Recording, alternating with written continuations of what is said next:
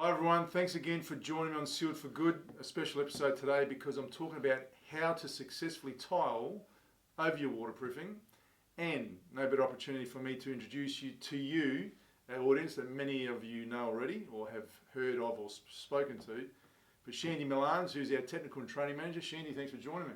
Thanks for having me, Phil. I know you don't like the camera too much, but hey, you'll get used to it after a while. No worries. But Shandi is a tiler by trade, a waterproofer by trade, but more importantly, he's a Cert 4 trainer, has worked at the RTOs, training tilers and professionals in how to tile to Cert 3 courses in South Australia, and does a fair share of waterproofing training as well. So Shandi, I'm going to get right into the episode today because we're talking about tiling, and this one comes up almost daily with our customers. And many of our customers are tilers or followers are tilers as well as waterproofers. But when you were tiling as a professional, what were the biggest challenges you had with tiling once the job had been waterproofed? Well, the main issue was the challenge was when the work wasn't carried out to the standard. The waterproofing work. Yeah, the waterproofing work to a particular standard that you could feel comfortable to follow on from. So pinholing and gaps or things not being detailed correctly, voids around mixer taps and all sorts of a whole plethora of issues that would really make it hard for you to go there and to really commence with the tiling work that you had booked in to do. So what did you do in those scenarios? So, what should a tiler do? Well, the first thing you got to do is contact the person responsible for the works. The builder, really. So the builder or the supervisor or the client. That if it's a private job, you'd have to consult with the client, and then try to find the quickest solution where you can start commencing with the tiling, because really you're there to do a job. You don't start getting paid until you start working. So you'd want to resolve the issue as quickly as possible, where all parties involved can be happy, and that you can be happy that the occupant of that property isn't going to be left with a bunch of issues later down the track, and you're not going to get phone calls and that sort of thing. So a tiler's a qualified waterproofer. He's engaged in a job where he hasn't been paid for the waterproofing. Someone who the builder or the client said, look, I've got a waterproof for someone else, just want you to tile. You come in, you suspect or that is not going to last 7 or 10 years as per whatever their warranty is claiming. What do you do in that scenario? What should a tiler do then? Like, do you actually say, look, I can't, if I tile this is going to go to shit? Yeah, that's exactly what you'd say. And then what I would do, and I came across this a lot of the time, and again, it's not something that I would recommend for other people, but you'd start repairing the work yourself, and you'd be charging it out an hourly rate. But you've inherited. So you've inherited it, and work. And at the end of the day, that's, I either accept what I've got there, I walk away from the job, or I do the best I can to rectify it, to bring it up to a standard that I'll be comfortable with, that I know that that's going to last for, the expected life of that job, which really should be a very long time. What are the other areas then? Are they more internal situations? Because the external ones blow it even further. Yeah.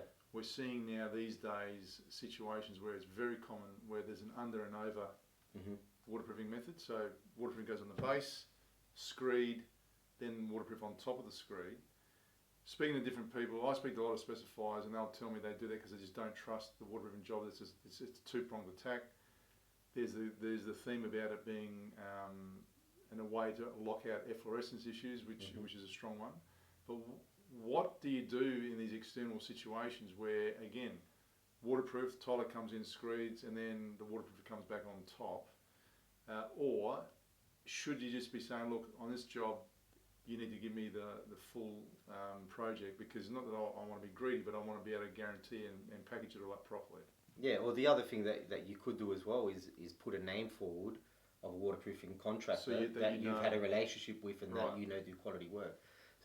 So ideally for us, because we're comfortable with the whole system that we've come up with and work to, which is really just what the manufacturer asks us to do, making sure that the substrate is installed as per manufacturer, and then tile to the standard. We're confident with that system, and we always try and encourage the client to use us to do the whole piece of work. That way, it's if there are issues down the track, they know that it's only one phone call that they have to make for someone to come and resolve any issues that they might have. What's the biggest issue with builders that you find out in the marketplace now when you are either the tiler and or both tiler and waterproofer that you're getting?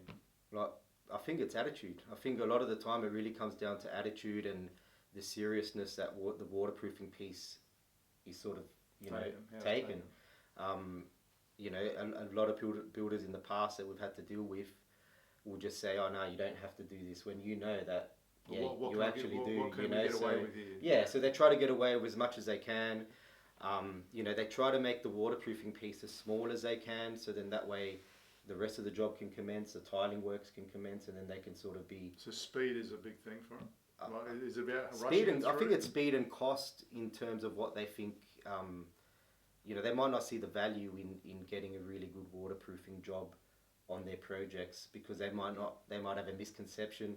I know there's a big misconception in the past that I've come across in my training experience with other tilers and waterproofers is, the tile's waterproof, or the tile's going to protect the substrate, or the silicon will seal it, and those sort of things, and they're not really aware of how the waterproofing system actually works in conjunction with the tiling system. Right. So then, they put a lot of faith in one aspect of the job where they should really be putting in more effort and time into maybe the waterproofing end of the work.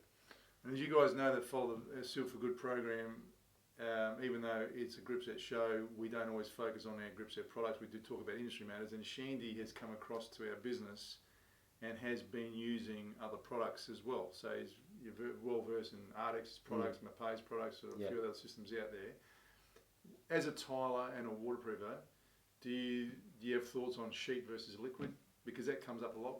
For me, we were... So, I went away from the tiling business and I went into the training. I did that for, 4 years, and then I went back into the tiling business. When I went back into the tiling business the second time around, we didn't really use a lot of the liquid on the floor. So, especially upstairs, shower floors, balconies. Why was that?